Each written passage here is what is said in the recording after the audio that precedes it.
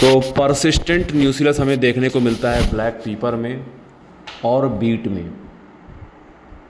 न्यूसिलस का काम होता है न्यूट्रिशन प्रोवाइड करना एम्ब्रियो सैक को, और embryo sac is a female gametophyte.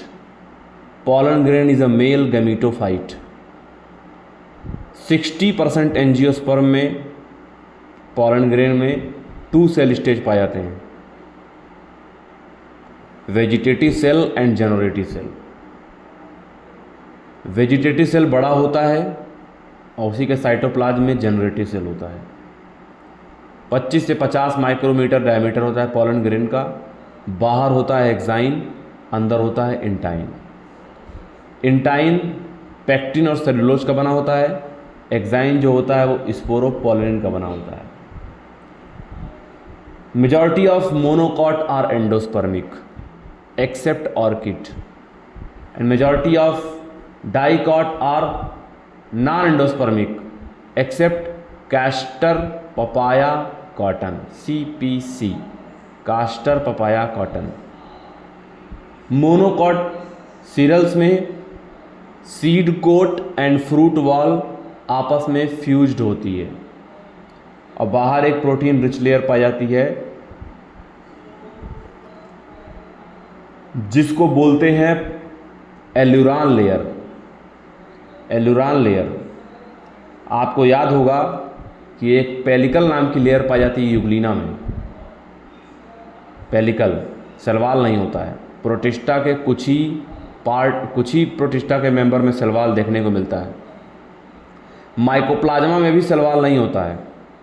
And mycoplasma is the smallest living cell, 0.3 micrometer in length, and smallest eukaryotic cell is RBC, red blood cell, जिसका life span होता है 120 दिन और ये spherical bike या biconcave in shape होता है। और WBC 10 से 14 दिन एमीबॉयड शेप के होते हैं WBC। और WBC में भी सबसे ज़्यादा पाए जाते हैं न्यूट्रोफिल्स और सबसे कम जो पाए जाते हैं वो पाए जाते हैं बेसोफिल्स। मास्ट सेल जो होता है वो मॉडिफाइड बेसोफिल्स होता है जो कि सिक्रेट करता है हिस्टामिन, सेरोटोनिन और हिपैरिन।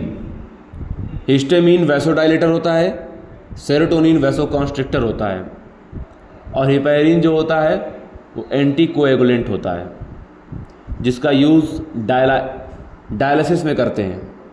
डायलिसिस कब करते हैं? जब किडनी फेल हो जाए, किडनी फेलियर कंडीशन में आर्टिफिशियल किडनी डायलिसिस का यूज़ करते हैं।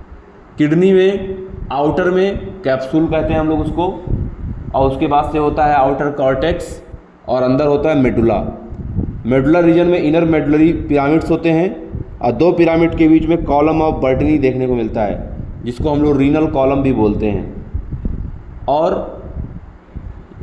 इस किडनी का जो फंक्शनल यूनिट है वो नेफ्रॉन होता है और 1 से 2 मिलियन नेफ्रॉन जो होते हैं वो पर किडनी में देखने को मिलते हैं।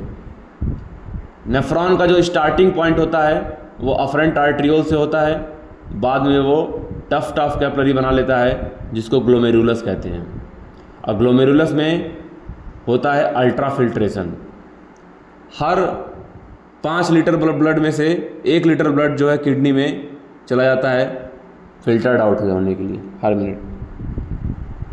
हमारा हार्ट एक बार में 5 लीटर से 5.25 लीटर ब्लड जो है 5 to 5.5 लीटर ब्लड जो है वो पंप करता है और स्ट्रोक वॉल्यूम होता है 70 ml।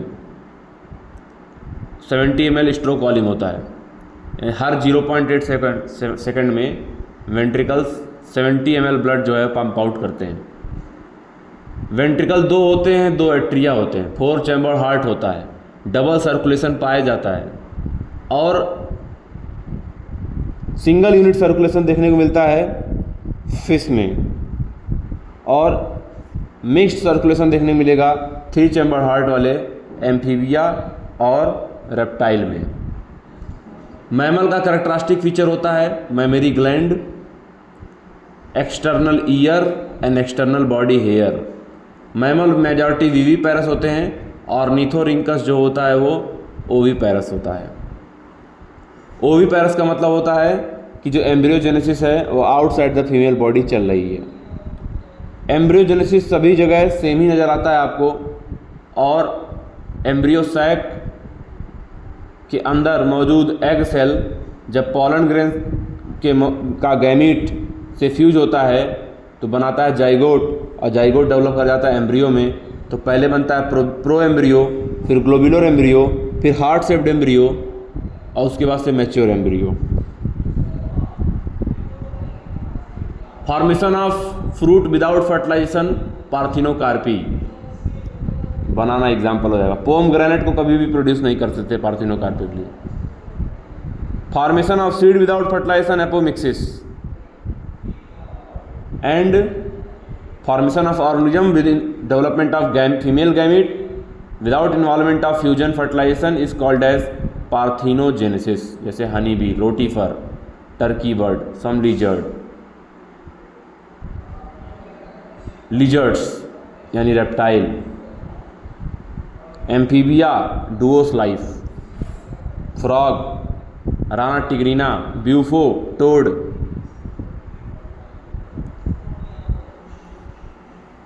ये दोनों जगह रह लेते हैं, लैंड पे भी और पानी में भी, हर जगह रह लेते हैं। मेढक, नेक नहीं होता इनके पास,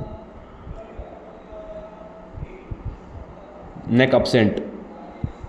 और स्पर्म में एंटीरियर रीजन में एक्रोजोम देखने को मिलता है हेड रीजन में, जहाँ पर स्पर्म लाइसिन हाइलोयूरिनिडेज एंजाइम पाए जाते हैं जो जोना पेरिसिडा लेयर के मेम्ब्रेन के बिहेवियर को चेंज करने का काम करते हैं।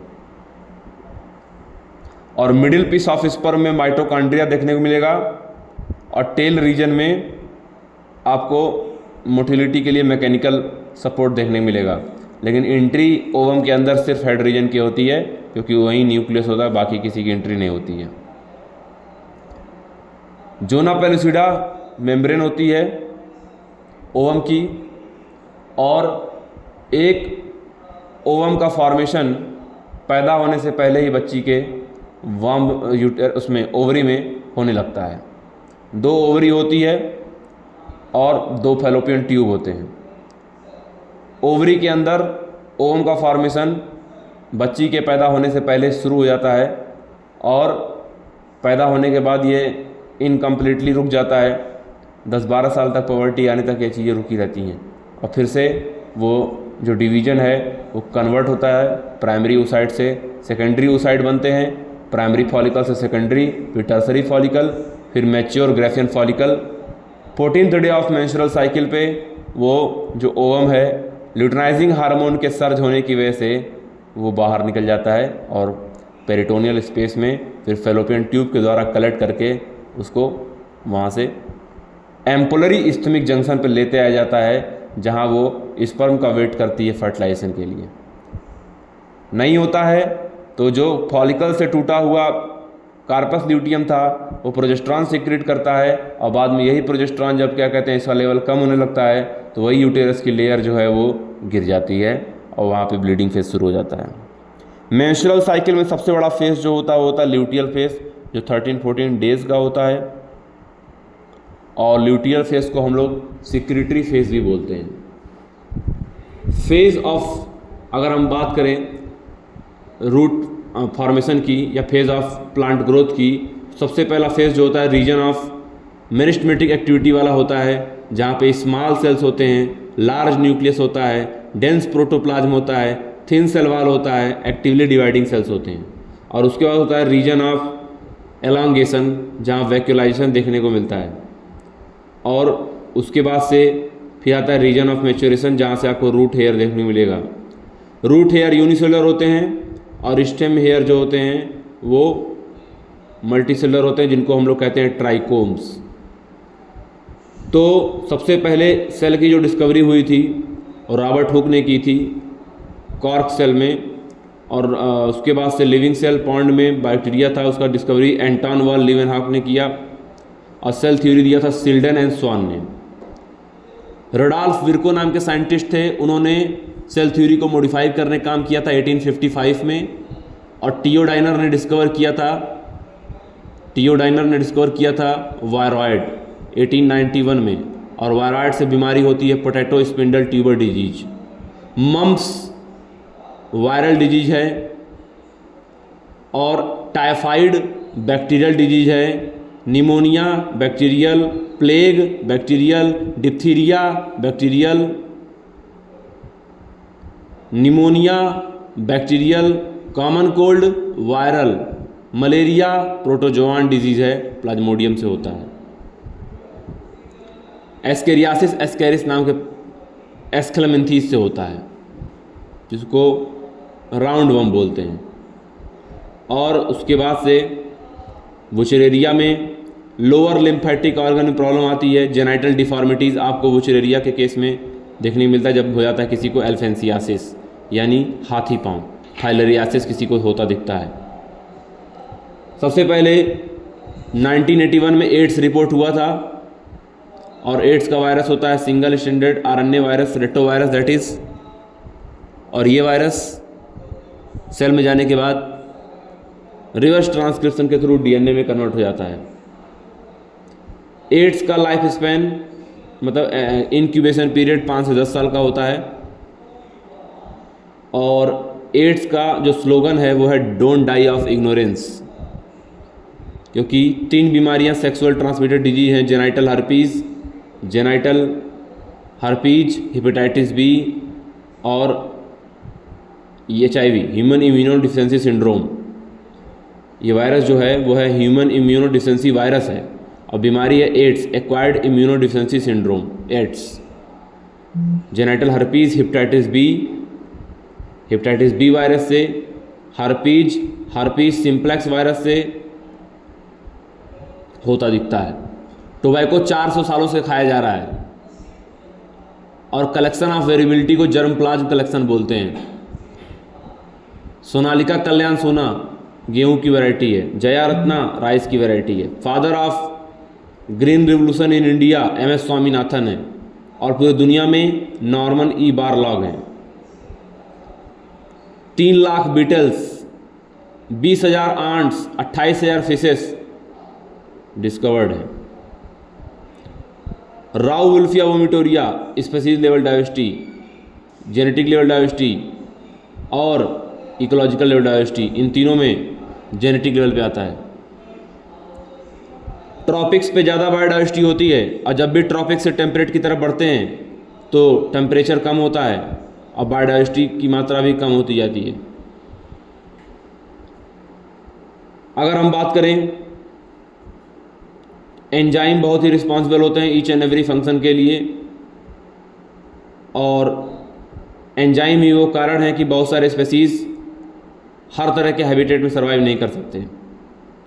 किसी को माइनस टेम्परेचर चाहिए, किसी को प्लस चाहिए, किसी को मिड चाहिए, तो वो एंजाइम डिपेंडेंट बातें होती हैं, क्योंकि एंजाइम जो होते हैं वो बायो कैटलिस्ट होते हैं, और वो सबस्ट्रेट के एक्टिवेशन एनर्जी को कम करके रेट ऑफ रिएक्शन को बढ़ाने का काम करते हैं। सबसे सिंपलेस्ट अमीनो एसिड होता है ग्लाइसिन, और अमीनो एसिड के 3 जो पार्ट होते हैं, वैसे तो अमीनो ये है 4 सब्स्टिट्यूटेड मीथेन का स्ट्रक्चर होता है, और जो अमीनो एसिड में 3 पार्ट होते हैं उसमें से एक की जगह हाइड्रोजन, एक जगह आपको कार्बोक्सिलिक एसिड ग्रुप और एक जगह अमीनो ग्रुप देखने को मिलता है। एक ही जगह फ्री होती है जिसको R वेरिएबल ग्रुप कहते हैं। लेसिथिन फॉस्फोलिपिड होता है जो कि सेल मेम्ब्रेन में पाया जाता है, और सेल मेम्ब्रेन का मॉडल था फ्लूइड मोज़ेक मॉडल, जो कि सिंगर और निकोलसन ने दिया था। सबसे बाहर प्रोटीन, फिर लिपिड फिर प्रोटीन देखने को मिलता है। प्रोटीन हेट्रोपॉलीमर होता है, different type of amino acid से मिलकर बना होता है,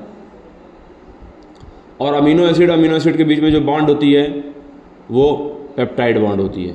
इसी तरह बहुत सारे हैं तो पॉलीपेप्टाइड की चेन होती है प्रोटीन।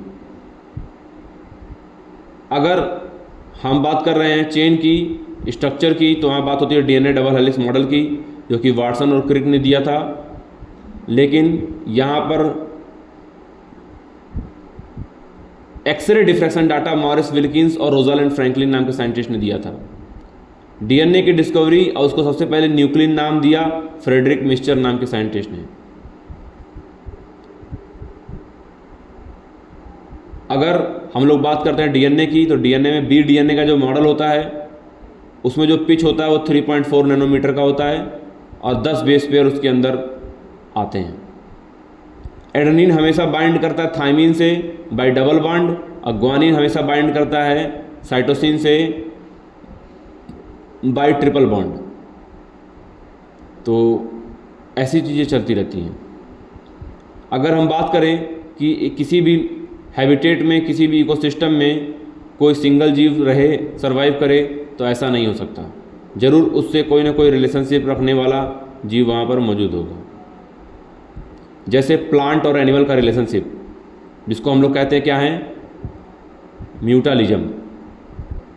जैसे mycorrhiza, root of higher plant, और फंजाई का रिलेशनशिप। जैसे बहुत सारे माइक्रोब नुकसान पहुंचाने का काम करते हैं, लेकिन कुछ फ़ायदे पहुंचाने का भी काम करते हैं। जैसे आप देखते हो सीवेज ट्रीटमेंट में जो बायोलॉजिकल सेकेंडरी ट्रीटमेंट होता है, उसमें बिना एनरोबिक माइक्रोब और एरोबिक माइक्रोब के ये ट्रीटमेंट पॉसिबल ही नहीं है।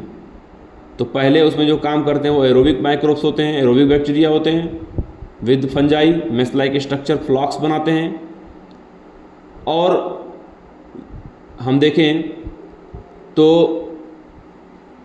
रिकॉग्नाइज अगर हम लोग करते हैं तो डीएनए के स्ट्रक्चर को, तो डीएनए के स्ट्रक्चर में नोबेल प्राइज़ जो दिया था वो आपको वाटसन और क्रिक को मिला था 1962 में।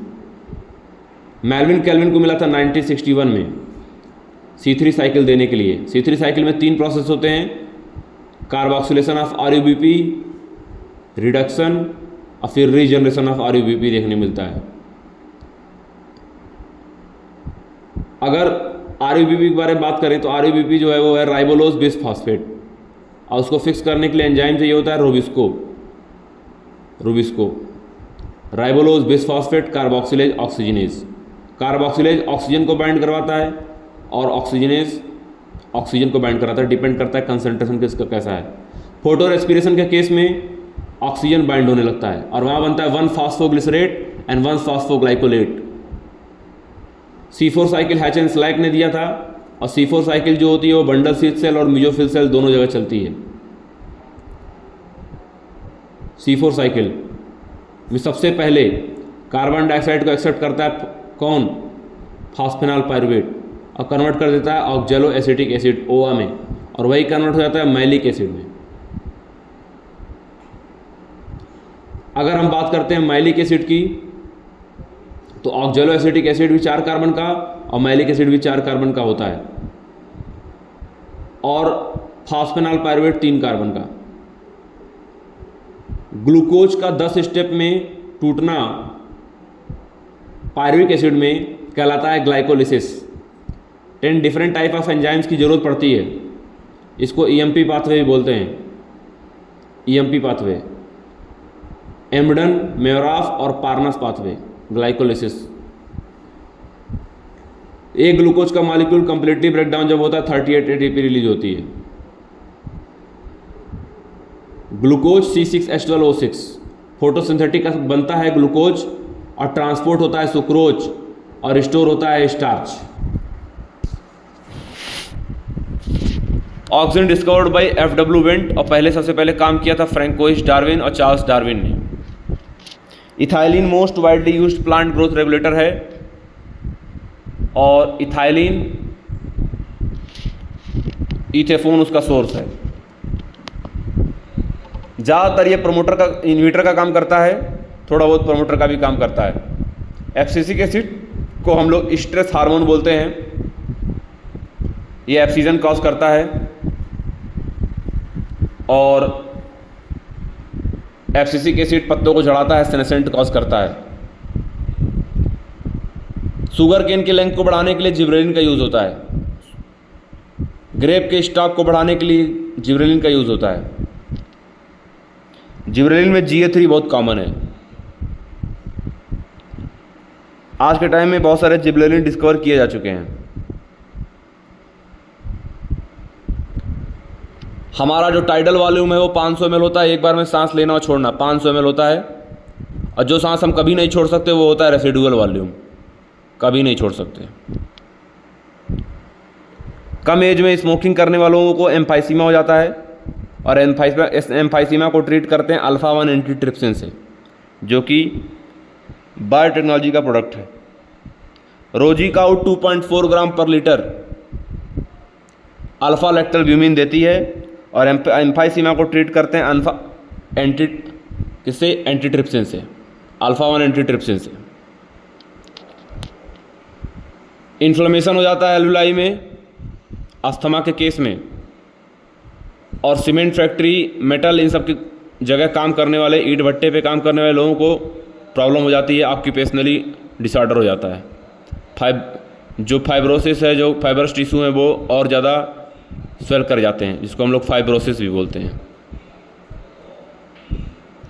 तो अगर हम बात करते हैं टिश्यूज़ की, तो चाहे दुनिया का कोई भी जानवर हो, सब में 4 ही तरह के टिश्यू पाए जाते हैं: epithelial tissue, connective tissue, muscular tissue और neural tissue.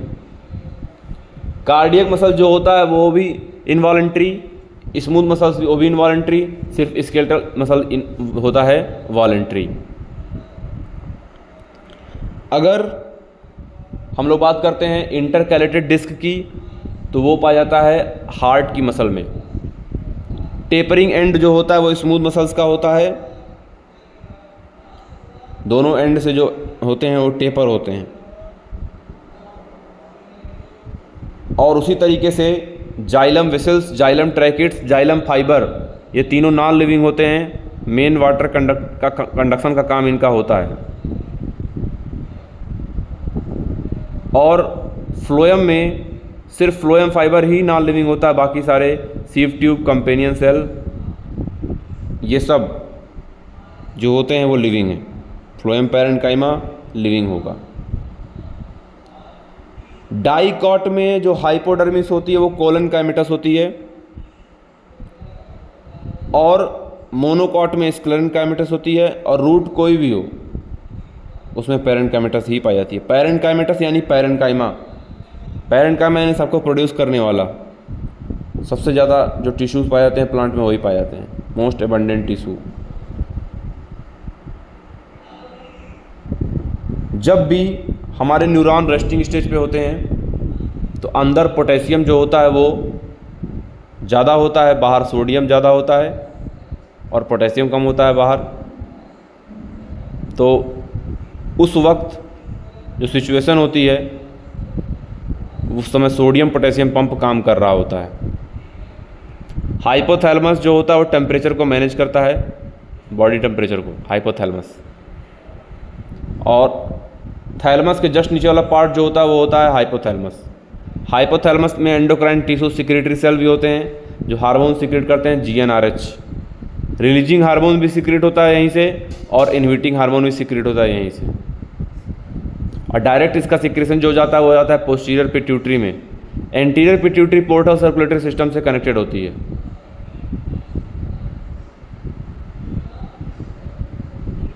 Melanocyte stimulating hormone intermediate pituitary से सिक्रेट होता है, और ये